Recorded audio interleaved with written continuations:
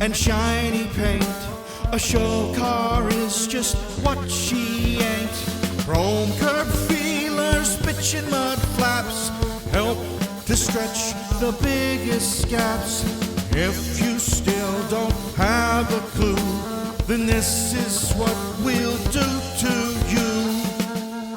We'll take your lunch money and make it our beer money. And if you think that's funny, we'll do it again, honey. We'll take all your lunch money and make it our beer money. We'll steal your fresh fries, run smooth out your life, and then drink all our beer money. We'll throw our shoots in your face. I hope you like winning second place. All right, Lau. What are we doing? I'm giving the transmission fluid a visual inspection. Oh yeah, you got to take it out and look at it sometimes. You know what it looks like? Looks transmission fluid. Looks wet. And red. Yeah. Because we use Amsoil. That's right. And the Amsoil's red. Amsoil's red. And we're also doing some of this super tricky, apparently idea-worthy stealing fluid manipulation control. Right. Yeah. If you like somebody's idea, you just steal it. Yeah. Why not screw buying it from you? Right. That's what I'm gonna start doing. I'm just gonna start stealing your tune-ups, tuning other people's shit. Right. There you go. go. Call it mine. Exactly. Okay. So we're gonna start. Believe it or not, we've never managed pressure at all on this car. And you can see it that there's zero manipulation going on in them. Right. Which I guess is surprising considering how unbelievably tricked beer money is. Yeah. Don't show them too much of it. Right. Yeah. But anyhow, we're gonna fix that today, and also we're gonna be putting on some super snazzy Rife sensor stuff, and get to measuring our converter pressure, maybe transmission pressure, temperature, all kinds of stuff. All of it. Right. And that way we'll have the answers to all the questions. Anyhow, so I thought maybe we just make a video of this, just because. So here goes. All right, here we have our brand new Rife sensors little kit to monitor. In our case, we're going to monitor converter pressure. At some point, we're going to monitor line pressure. Probably not today. I'll go ahead and wire it up. And a transmission temp. This thing is super trick. So basically, everything's going to wire into this one connector. I'll run all this stuff out to the Holly, and we'll be in business. Normally TJ wires all our stuff up for us, but he's out with a bad back, so that means yours truly. Just kind of sketchy on the wiring, and I'll be honest, but we'll see what we can do. All right, now we're going to weld these here fittings on this pan, so we got a place to return oil and stuff. I would let Lyle weld it, but he's not wearing real good at doing stuff, shirt. So I'm not, and I tend to cut more holes than I do glue metal together. Right, so today's probably not the day to take that risk. I am invincible as long as I don't die.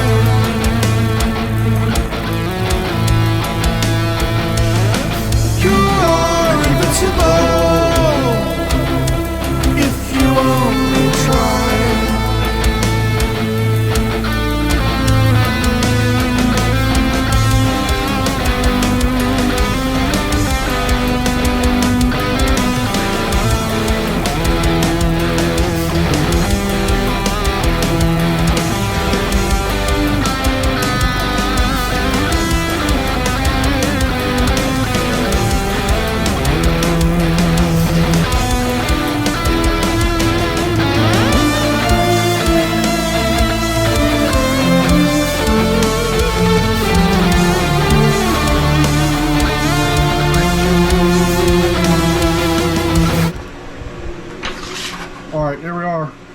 Welded on. I'm gonna tell everybody. Lyle's making fun of welds. I'm gonna tell everybody I did it. Right. No, I'm not making fun. That just looks good like I would do. Well, they look okay, but the reason they don't look as good as normal is because I also am not wearing my real good at doing stuff shirt. So very true. anyhow, that's what we get. That's ready for juice to return and temp to go in.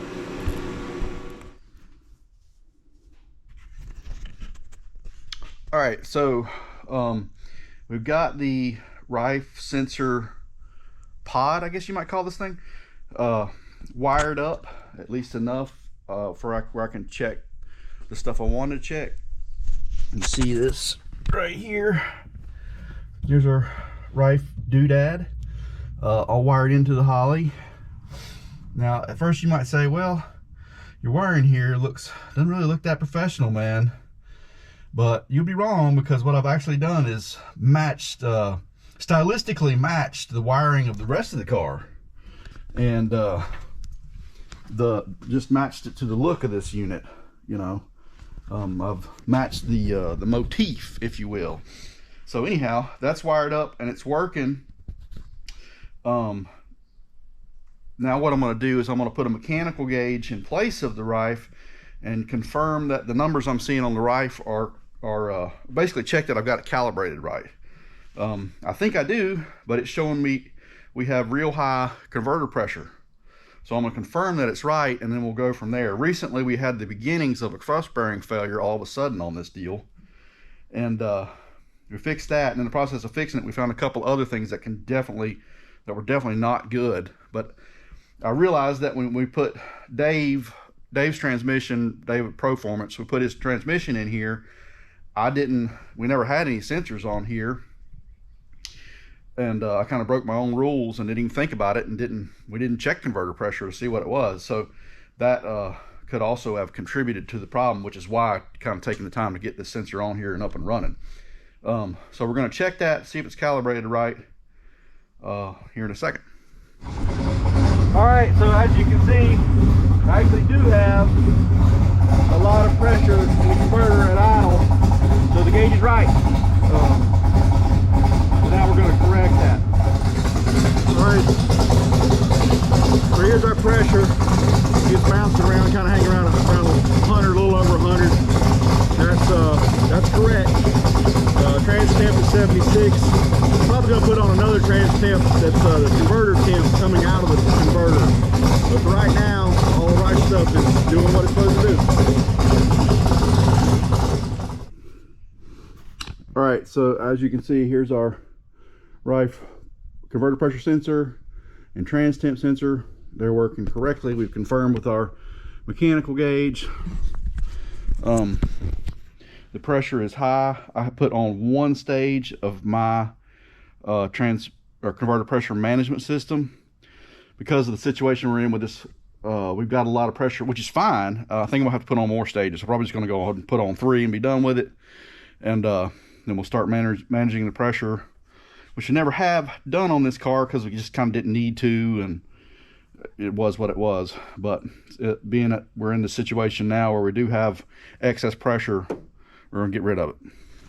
So we've got the Rife unit fully engaged and it's working great. Now we have confirmed that we did have a pressure issue, so we're gonna fix that. We'll be talking a lot more about converter pressure and how to control that and manage that in the very near future. The thrust bearings in your motor, I guess they're kind of like Jeffrey Epstein. You know how Epstein didn't kill himself. Well, your thrust bearing didn't kill itself either. There's something that's pushing on it. If you got one going away, something ain't right. They always burn up at the back. Well, why is that? That's because there's stuff pushing on it. So, anyhow, that's the moral of the story. Know what your converter pressure is. We'll take your lunch money and make it our beer money. And if you think that's funny, we'll do it again, honey. We'll take all your lunch money and make it our beer money.